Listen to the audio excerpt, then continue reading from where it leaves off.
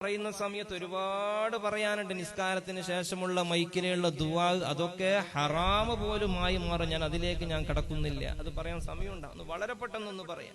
അല്ലേ, പള്ളി എന്തിനു വേണ്ടിയിട്ടുള്ളതാണ്? പള്ളി എന്ന് പറഞ്ഞാൽ അത് നിസ്കരിക്കാൻ വേണ്ടിയിട്ടുള്ളതാണ്. നമ്മൾ സാധാരണ നിസ്കരിക്കുന്ന സമയത്ത്, നിസ്കാരം കഴിഞ്ഞിട്ട് ദ്വാരക്കുന്ന സമയത്ത് മൈക്കിലൂടെയാ ദ്വാരക്കാറുള്ളത്. സുബ്ഹാനല്ലാഹ് എന്ന് പറയുന്നത് മൈക്കിലെയാണ്, ദിക്ർ ചെല്ലുന്നത് മൈക്കിലൂടെയാണ്. ഇവിടെ നാട്ടിൽ അവസ്ഥനൊക്കെ അറിഞ്ഞൂടാ. ആ സമയത്ത് മസ്ബൂക്ക് ഉണ്ടാകും നമ്മുടെ പിന്നില്.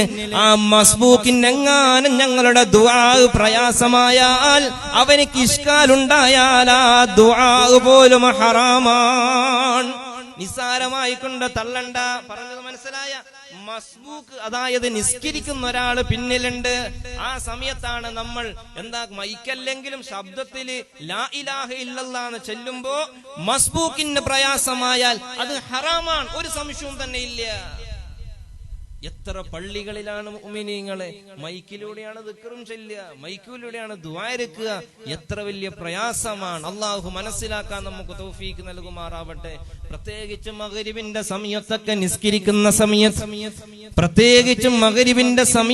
നിസ്കരിക്കുന്ന സമയത്ത് ദുആ ഒക്കെ മൈക്കിലൂടെയാണ്, മസ്ബൂക്ക് ഉണ്ടാകും പിന്നിൽ. ഇതിന്റെ ഗൗരവം മനസ്സിലാക്കണമെങ്കിൽ മുഅ്മിനീങ്ങളെ, രണ്ടുപേരിങ്ങനെ ജമാഅത്തായി കൊണ്ട് അടുത്തടുത്തായി കൊണ്ട് നിൽക്കുന്ന സമയത്ത് ഈ ഒരുത്തന്റെ ഫാത്തിഹ കൊണ്ട് പോലും ഇവനിക്ക് ഇടങ്ങേറാകാൻ വേണ്ടി പാടില്ല. ഇവന്റെ നിയ്യത്ത് കൊണ്ട് ഇവനിക്ക് ഇഷ്കാലുണ്ടാകാൻ വേണ്ടി പാടില്ല. അങ്ങനെ ഇഷ്കാല് സംഭവിച്ചു പോയാൽ, ഒരുത്തൻ കാരണമായിട്ട് മറ്റൊരുത്തന്റെ നിസ്കാരത്തിൽ പ്രയാസമായാൽ അതും ഹറാമാണ്.